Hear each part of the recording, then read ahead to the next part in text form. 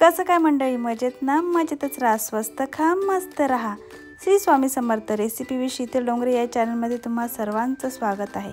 आंब्यांचं season संपत चाललेलं आहे. म्हटलं चला आमरस, पोळी आणि पुरी ह्याची रेसिपी आज आपण आपल्या चॅनलवर पाहणार आहोत. Let go start it.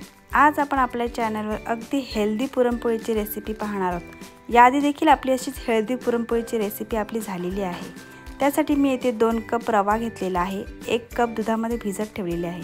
अर्धा तास मी चण्याची डाळ भिजत ठेवली होती. त्याला आता प्रेशर कुकरमध्ये एकच शिटी देणार आहे.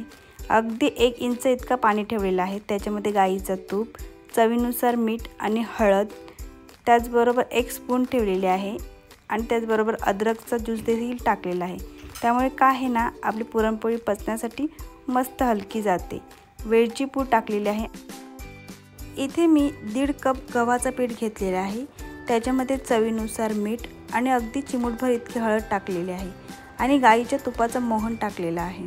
आणि आपण जे दुधामध्ये रवा मिक्स केलेला ना, तो त्याच्यामध्ये टाकून सर्वप्रथम मळून घेणार आहोत. पाणी लगेच टाकायचं नाही, कारण की ऑलरेडी रव्यामध्ये आपण दूध घेतलेलं, त्याच्यामुळे पाणी लगेच टाकायचं नाही. त्याच्यातच मळून अगदी 5 मिनटं तरी असंच मळून घ्यायचं. त्याच्यामुळे आपली पुरणपोळी अतिशय खुसखुशीत आणि मस्त टेस्टी तयार होते. रव्याची पुरणपोळी म्हटली तर पीठ जरा मस्तपैकी मळून घ्यायचं. त्यामुळे काय आहे ना, आपली पुरणपोळी अतिशय खुसखुशीत तयार होते. त्यामुळे अगदी 10 ते 15 मिनटं देखील आपण मळला ना तरी अतिसुंदर. हे बघा, मी अशा प्रकारे गाईचं तूप गरम करून पिठामध्ये मळलेल्या पिठामध्ये टाकलेलं आहे. एका शिट्टीतच आपली चणा डाळ शिजलेली आहे.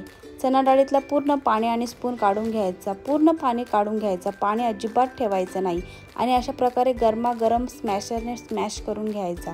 लगेच गरमागरम स्मॅश करायचं. त्यामुळे काय आहे ना, चणा डाळ लगेच स्मॅश होते. स्मॅश केलेल्या चणा डाळीमध्ये 1 ते 1.5 स्पून इतका मी गाईचं तूप टाकलेलं आहे. अर्धा किलोच्या चणा डाळीसाठी 400 ग्राम इतका गूळ घेतलेला आहे. गूळ तुमच्या आवडीनुसार तुम्ही कमी जास्त करू शकता. आणि अशा प्रकारे चणा डाळची पेस्ट देखील 10 ते 15 मिनटं मस्त शिजवून घ्यायची. आणि त्याच्यामध्ये वेलची पूड, जायफळ टाकायचे. त्यामुळे काय आहे ना, पुरणपोळी पचण्यासाठी हलकी जाते. चणा डाळ पेस्ट मी इथे फ्रीजरमध्ये 10 ते 15 मिनटं ठेवणार आहे.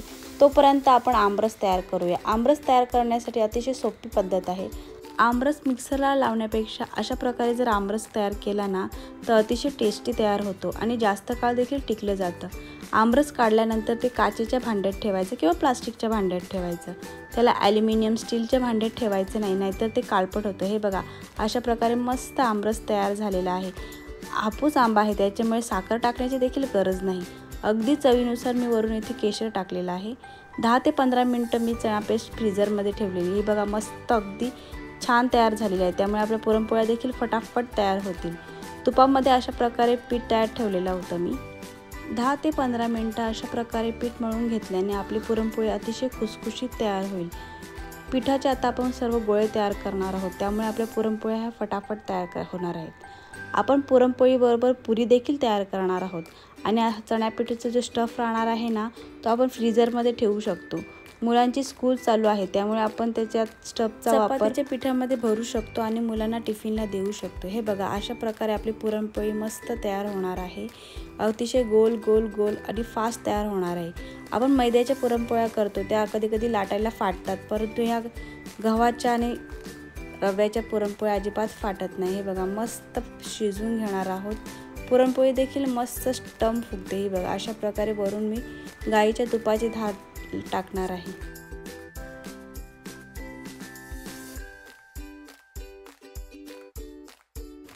आमरस पोळीबरोबर पुरी तर झालीच पाहिजे.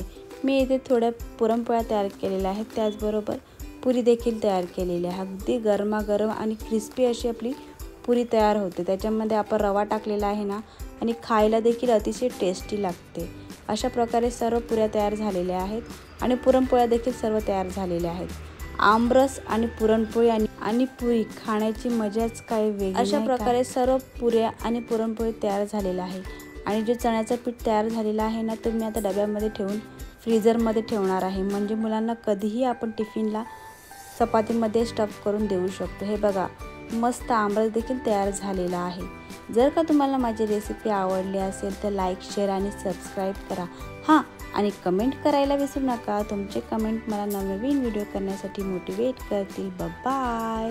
हां, आणि शॉपिंग विथ शीतल डोंगरे या चॅनलला देखील सबस्क्राईब करा. ह्याच्यामध्ये तुम्हाला मस्त नवीन क्लचेस, ब्रास, तांब्याची भांडी, त्याचबरोबर डिझायनर साड्या मिळतील.